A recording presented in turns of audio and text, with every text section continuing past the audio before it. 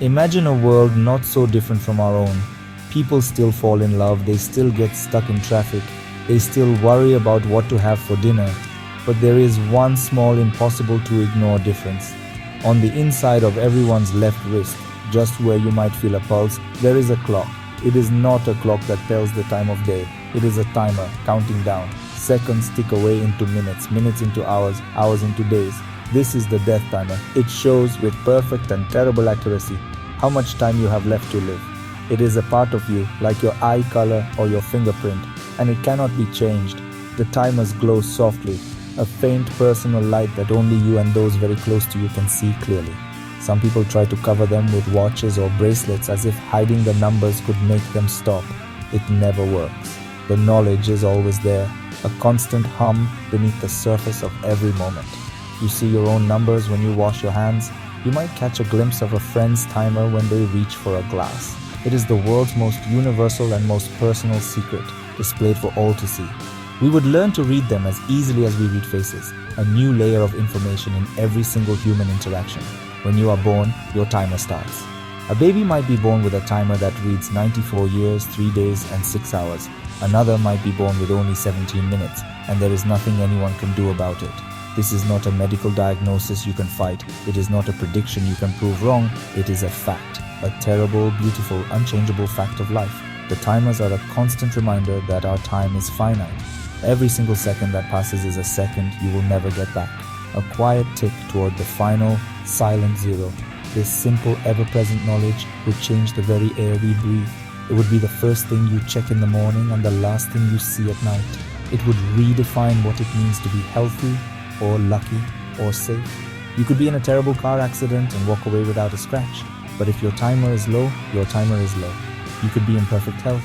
But if the numbers say your time is up tomorrow, then your time is up tomorrow. The world would be full of people walking around with the ultimate spoiler to their own life story, and we would all have to learn how to live with it. Friendships would become incredibly intense and maybe more honest. Why would you waste time on people you do not truly care about? Small talk would probably die. We would get straight to the point. We would tell our friends we love them every day because the numbers on their wrists might be smaller than we think. You might choose your friends differently too. Would you befriend someone with only a few weeks left? It would be a promise of certain heartbreak, but maybe it would also be a promise of a friendship that was real and deep, free from the small, silly arguments that waste so much of our precious time. Family life would be a landscape of shared countdowns. Parents would look at their children's timers and feel a strange mix of joy and dread. A long timer on a child's wrist would be the greatest gift in the world. A short one would be an unbearable tragedy, a ticking clock in the heart of the home. Family gatherings would be filled with an unspoken awareness. Every holiday, every birthday would be measured against the time that remains. We would hug each other a little longer. We would forgive each other a little faster. The timer would force us to see our loved ones not just as they are, but as the limited, wonderful time we have with them. Love and romance would be a minefield of numbers. Imagine falling in love with someone only to see that they have just a year left. Would you do it? Would you open your heart to that kind of pain? Some people would run. They would seek out partners with long timers, a kind of romantic insurance policy. But others, maybe the bravest ones, would dive in. They would believe that a single year of true love is worth a lifetime of loneliness. Dating profiles would probably list your timer right next to your height and hobbies. Seeking a long-term relationship would take on a whole new literal meaning. And what about work? What about our careers and ambitions? Who would take out a 30-year mortgage if their timer showed only 10 years left? People might choose jobs based on their remaining time. If you have decades, maybe you pursue a long, slow career. But if you only have a few years, maybe you quit your office job to travel the world. The pressure to make the most of your time would be immense. Society would be divided between the long-timers who could plan for the future and the short-timers who had to live entirely in the now. The world would run on two different speeds at once. For those with short timers, life would be a frantic, beautiful, terrifying sprint. Imagine being a teenager and knowing you will not live to see your 20th birthday. The world would probably create special systems for them. Departure grants might be given, allowing them to experience a lifetime of dreams in a few short months or years. They would see the world, fall in love, write a book, all at incredible speed. There would be a kind of tragic glamour to them. They would be the poets of the moment, the ones who truly understood that every second matters. They would live without fear of long-term consequences because there would be no long-term, but there would also be a dark side. A deep, paralyzing fear could set in. Some short-timers might give up completely. Why go to school? Why be kind? Why do anything at all if the end is already written and so very close? Discrimination would be a real problem. Employers would be hesitant to hire someone with only a year left. Landlords might not want to rent to them. They would be treated as if they were already gone, ghosts walking through a world that was no longer theirs. This could lead to desperation, to people living reckless lives because they feel they have nothing left to lose. And what about the other extreme, the people with impossibly long timers? Imagine being born with a clock that reads 200 years. At first, it might seem like winning the lottery. You have all the time in the world.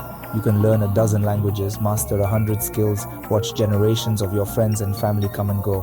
But it would be a terribly lonely existence. You would have to watch everyone you love reach their zero while your own clock barely seems to move. You would become a living monument, a keeper of memories for people who are long gone. The psychological burden of a long timer could be crushing. It would be a life without urgency. Procrastination would become a way of life. Why do today what you could easily do 50 years from now? They might become detached from the world, watching humanity with the disinterest of a historian reading an old text. They would be safe from the suddenness of death, but they would be exposed to the slow, grinding pain of endless loss. They would have the one thing everyone else wants, more time, and they might find that it is in its own way a curse. In this world, our entire understanding of value would shift. Time, not money, would be the ultimate currency. The rich would not be those with big houses, but those with big numbers on their wrists. We might see a new kind of kindness emerge. Knowing that the grumpy man on the bus has only 3 days left might make you treat him with more compassion. We would see the fragility in everyone, the ticking clock behind their eyes. We might become a gentler species, more aware of our shared fate. Honesty would become our default setting because there simply would not be enough time for lies. But our cruelty could also become more refined. A new and terrible form of prejudice would be born. We would judge people based on their timers. Timerism would be a word everyone knew. People with long timers would be seen as more valuable, more worthy of investment and opportunity. Those with short timers would be marginalized, pushed to the edges of society. Wars might even be fought differently. Why send soldiers with 80 years left to the front lines when you could send those with only a few months? The timer could become the ultimate tool of a cold and calculating society. Ultimately, the death timer would force us to confront the central question of our existence. What does it mean to live a good life? Is a good life a long one? Or is it a life filled with meaning and love, no matter how short? We would no longer be able to ignore our mortality. It would be there on our wrists every moment of every day. This constant awareness could be a gift. It could push us to be braver, more loving, and more present. It could remind us that life is not about the number of years we have, but what we do with them. Perhaps we would learn that the timer does not define us. It is just a number. The real measure of a life is not in its length, but in its depth. It is in the connections we make, the love we share, and the small moments of grace we find along the way. Maybe, just maybe, living with the unblinking clock on our wrist would teach us to finally look up and see the people around us. It would teach us that every single life, whether it lasts for a century or for a single beautiful day, is a miracle. And that is a lesson worth learning.